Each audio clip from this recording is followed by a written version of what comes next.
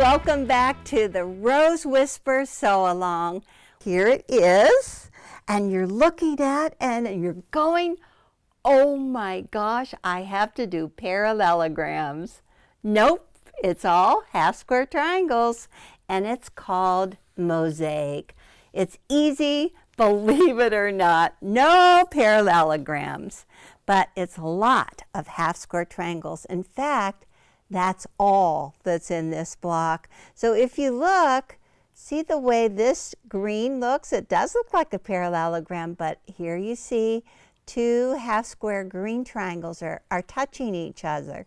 And then in the center is actually made of the grape and the green. And there's 4 of those that go together into the center. And there's some tricky secrets about pressing that center, so I'm going to show you that shortly. So basically, we have 4 sets, 4 different sets. We need to have the background and the grape for one set. This is it right here. And then we need to have the grape and the green for the very center. 4 by 8, these are all 4 by 8, right sides together, and then we have 2 sets of green, and they're also 4 by 8s. And you already know how to cut them apart, making 4 out of each set. So there's 8, 4, and 4. Got it? Okay. So then I want to show you how you just lay them out. For 1/4 of that, you're going to take one of the grape and background, grape and green. This is your center right here. That's your very center, and that's how they form that. And there's not anything to even lock together when you flip it right sides together. See, there's no seams that you have to put together. That's what's the best part about it. Okay, and then beside it, you also have the green that's going to go like this. And they don't even have to line up. The seams are up here and down here. So whenever you do this, you have to watch the center one, the one with the green and the grape, because it's gonna join right in the center. See how these all join? They make like a square right in the middle. You're gonna take 2 of those 4, and you're gonna press the seam towards the green. Okay, finally I find it. 2 go towards the green. And then the next 2 go towards the grape. Okay, like that. So whenever you sew them in the center, let me show you, you're going to put them opposite each other. We've got all the green right in the middle. So these are opposite, and these are opposite.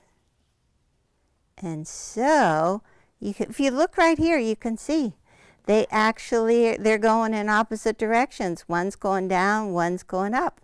So whenever you have to sew these, and we can do it right here on this one. Let me just see if we just take these and flip them over, because that's how we're going to sew them. So this is going this direction. This is going the opposite direction. You can just put them together, wiggle them. I always hold them, kind of wiggle them, make sure they're flat. You'll know right away if they're flat or not. And that's what makes the very center. So I want to take and show you this block that's already sewn together, that see how they go in opposite directions, just in the middle. The pieces, the 4 pieces, are all exactly the same except for the pressing. And so if you just lay them out with that center right there, I must have 2 more like this, 4 all alike. Isn't it pretty amazing? Because as a mosaic, it looks very complicated, but it's not. You just have to get those 4 pieces, sew them all together, and swirl each one of the 4s, and then swirl in the very center. Well, we're going to do a new technique in the next block.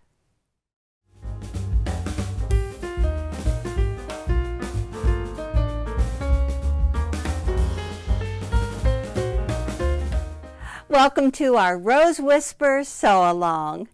Today we're going to challenge you. We're going to teach you something new. It's right here, and this is called half star. Now you're going to learn how to make the flying geese today. And what's interesting, the flying geese are dark, and then they have the background here. The background makes it look like a star. And so that's why it's called half star. You have to figure out the meanings for all of these words. You're going to really enjoy the flying geese. So this is the block itself. Right here, this is just like a large half square triangle. It's actually a 6.5 inch. And see the 4 geese, 1, 2, 3, 4 around there. Plus there's 4 of the bouquet of flowers. It's just beautiful. You need to have 2 7-inch pieces right here for the very center. You can put roses, put the blossoms with it, that's good. And then you need to have for the geese. Your geese is dark, so that is a 7.5 inch square. And then your background, I showed you, is the star. This is a 9-inch square. And then you just need to have 4 corners. Now we're loaded with rulers today. You're going to use the 6.5 inch fussy cut ruler. We've been using that. But we're going to add the 4 by 14 just for cutting straight lines. And this is the Quilt in a Day geese ruler.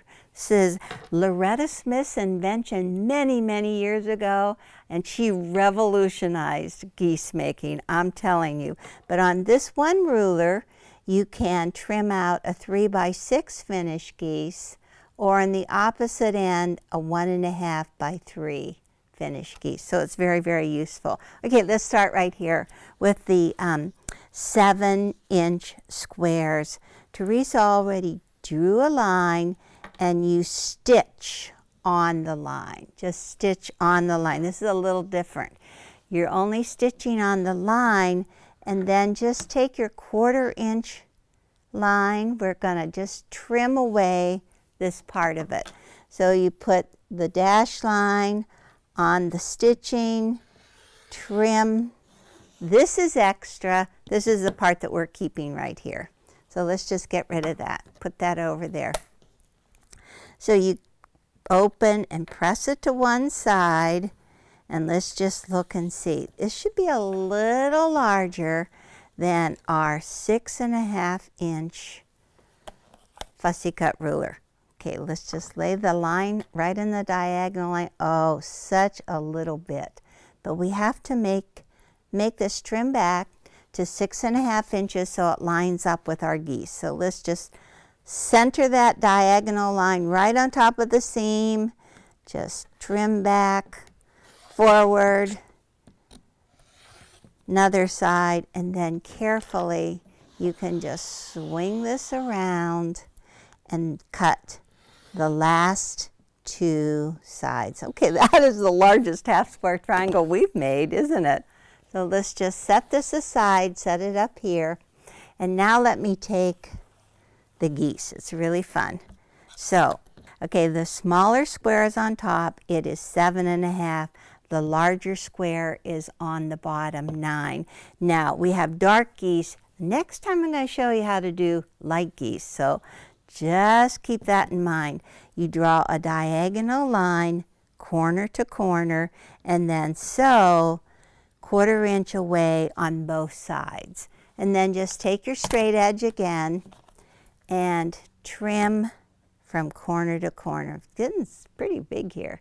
Okay, this is probably one of the most typical sizes, 3 by 6 for like a 12-inch block. Okay, you turn them over and you always press your seam, regardless of color, to the large side. Okay, that's one.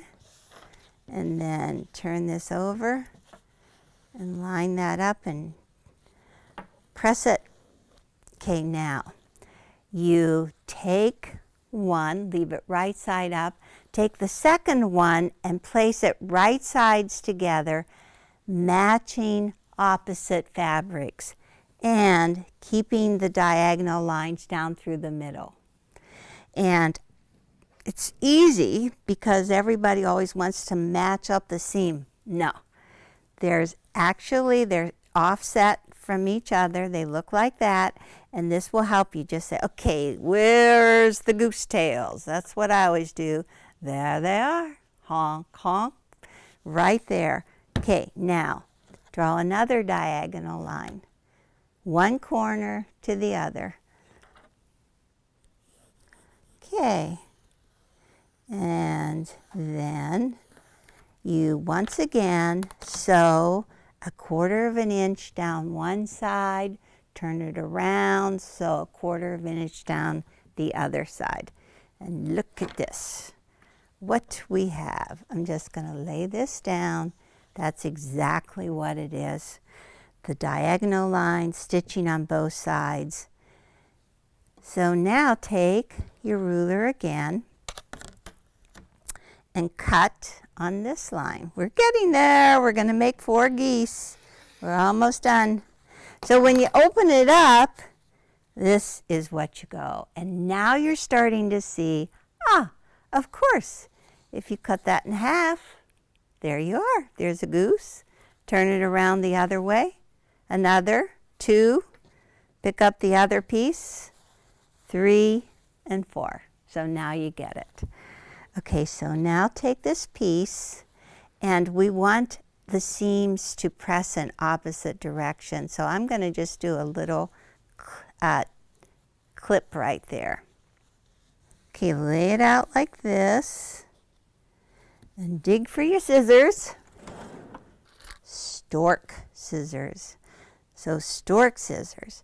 Just take and clip just the seam. Okay, just up to the stitches, that's all the further. It's just a 1/4 inch cut. And do that on both of your patches. Okay, let's line this one up again, fold it, and just clip.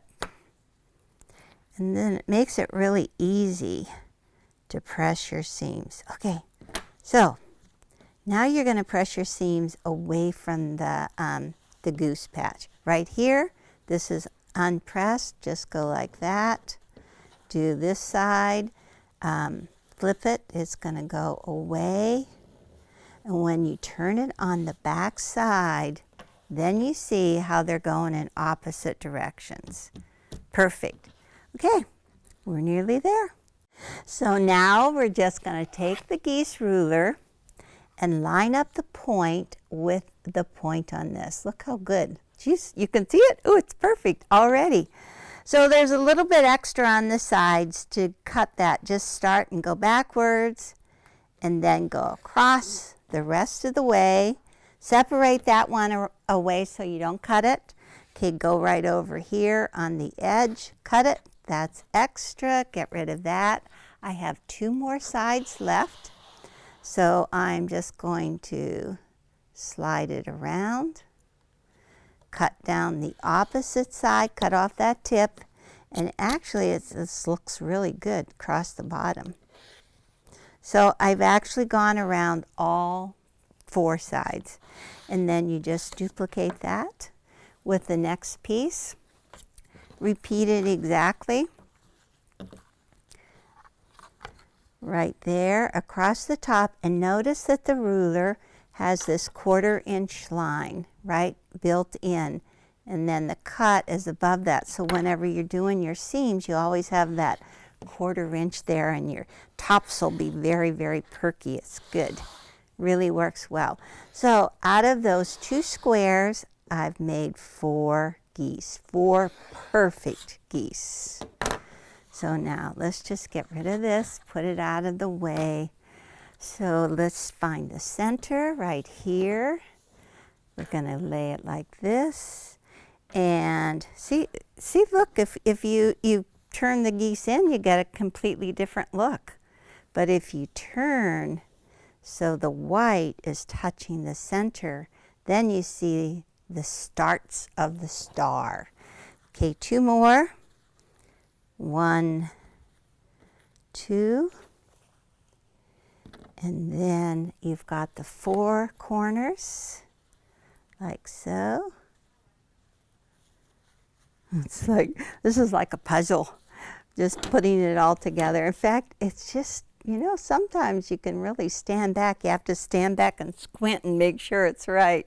So then it's just really sew the vertical rows going down across, and then you're going to go back across the other way. And let's take a look at the center. So these seams, one goes up and one goes down.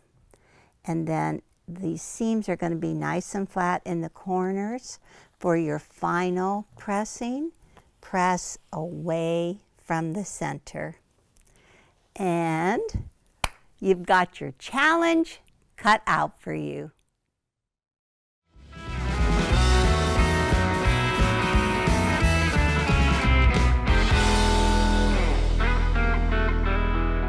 So I hope you've been sewing along and keeping up every time, because that way you can put it together, have fun. So here it is right here. It's actually pretty easy to do. It's a pinwheel. And oh, I just always think about those little pinwheels that you have on the sticks and the kids run. I just put one in my yard, and it's just really fun for me to watch. But it's perfect the way it fits together, flat in the middle, all lined up. Easy to do. I think I tell you everything's easy to do, but it is pretty easy. So there's just really 2 size squares in it.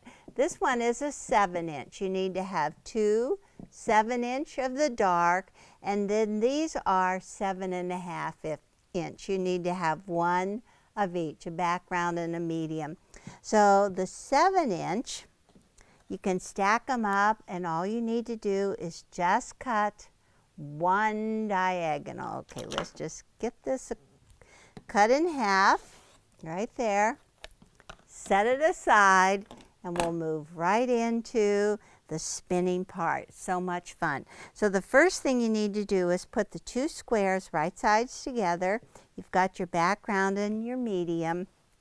Draw diagonal lines in both directions. One way, and then turn it and draw the other. But then it gets a little tricky when you have to sew it.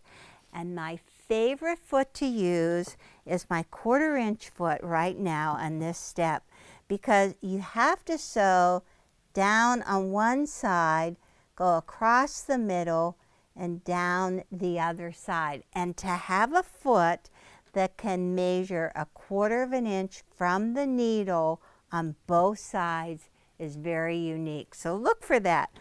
So right here, this is where the needle is. This is the red thread. It's going to stitch along here. So see how this 1/4-inch mark right here is just following the line. So you just go whoop, whoop, whoop, put the 1/4-inch on the drawn line. The stitching is 1/4 of an inch away. You get right up and you stop right here on this line. And then you have to pivot. My foot goes up automatically. You pivot, and then your stitching goes across. And then watch. I usually count my stitches at that point. It's about 3 stitches. And now you have to turn again. Okay, now I'm on the opposite side of the bar, but the needle is still going down along here. So if you just keep that measurement lined up on your pencil line, you can do it. And if you see right here what happens, this is where I pivoted, and about 3 stitches. I usually count them so that I know 3 stitches is the center point, 3 more stitches, and turn again. So it works out pretty good. It's fun. Okay, well, that's just half of it. So now we're going to just take it away. And now we have to turn it, and we have to do the very same thing on the opposite side. Okay, so get back to that stitching. Where is it? There's your bar. Go fast. Make that noise when you do it. Okay, and look at this little mark in the middle. Whoop! And down the other side. And this is what you get in the very center. It's very interesting, huh? And it just makes a different kind of piece other than what we've been doing.